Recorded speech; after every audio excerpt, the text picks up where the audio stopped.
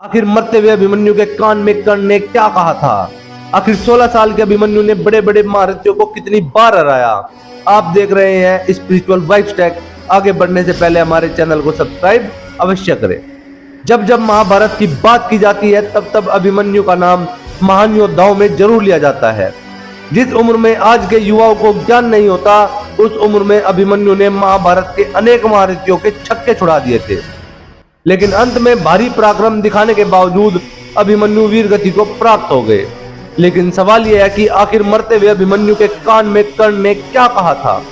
यह समय था महाभारत के 13वें दिन का। कौरवों के सेनापति द्रोणाचार्य ने चक्रव्यूह की रचना की। चक्रव्यूह इतना शक्तिशाली होता है कि जो भी योद्धा इसमें एक बार फंस जाए उसका निकलना लगभग नामुमकिन होता है। कौरवों की तरफ से सबने मिलकर एक षड्यंत्र बनाया कि वो अर्जुन को इस चक्रव्यूह में फंसाकर चारों तरफ से हमला करेंगे और अगर अर्जुन मारे जाएंगे तो पांडव अपने आप ही युद्ध हार जाएंगे। लेकिन उस चक्रव्यूह में अर्जुन नहीं फंसे, बल्कि खुद उस चक्रव्यूह को भेदने अभिमन्यु पहुंचे। भगवान महादेव से मिले खास वरदान से जयद्रथ ने चारों पांडवों को चक्रव्यूह से बाहर ही रोक दिया। चक्रव्यूह में प्रवेश किया अभिमन्यु ने। जैसा कि हम सभी जानते हैं कि सुभद्रा के गर्भ में ही अभिमन्यु ने चक्रव्यूह में प्रवेश करना सीख लिया था और उन्होंने इसी का फायदा उठाया। वो चक्रव्यूह में प्रवेश कर गए।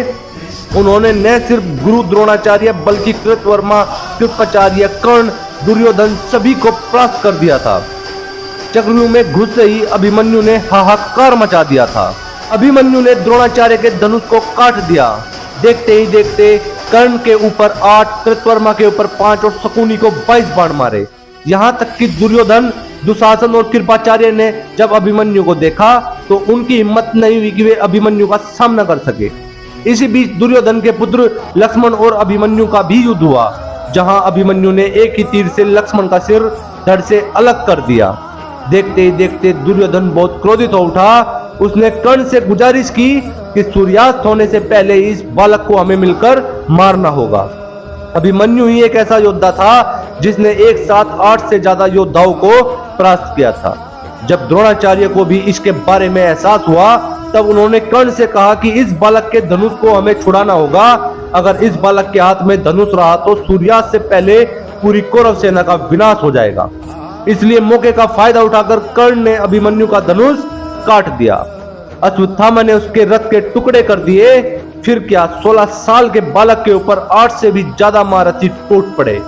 लेकिन बार बार अभिमन्यु सबको परास्त करते जा रहा था। उसके बाद सभी महारथियों ने अभिमन्यु के ऊपर एक एक करके कई बाण छोड़े, जिसकी वजह से अभिमन्यु लहूलुहान हो गए। लेकिन फिर भी उन्होंने रथ का पहिया उठाकर युद्ध को चालू रखा। और तभी वो पल आया जब अभिमन्यु के समक्ष पहुंचे स्वयं कर्ण, और कर्ण ने उन्हें धराशायी कर दिया। कर्ण ने अभिमन्यु को अपने पास रखा और फिर उनसे कहा, हे वीर अभिमन्यु, विश्व के सर्वश्रेष्ठ धनुर्धर बनने की प्रतिस्पर्धा सिर्फ और सिर्फ मेरे और अर्जुन के बीच थी। लेकिन तुमने आज इतना पराक्रम दिखाया कि मैं चकित रह गया। तुमने ताज हमसे छीन लिया है। अब दुनिया कहेगी कि इतने सारे महारथियों ने मिलकर एक अकेले बालक का वध कर दिया। तुम इस नरक रूपी संसार को छोड़कर हमेशा के लिए स्वर्ग चले जाओ पुत्र। यही वो कुछ शब्द थे जो स्वयं कर्ण ने अभिमन्यु के कान में कहे थे। और उसके बाद कर्ण ने अभिमन्यु का वध कर दिया।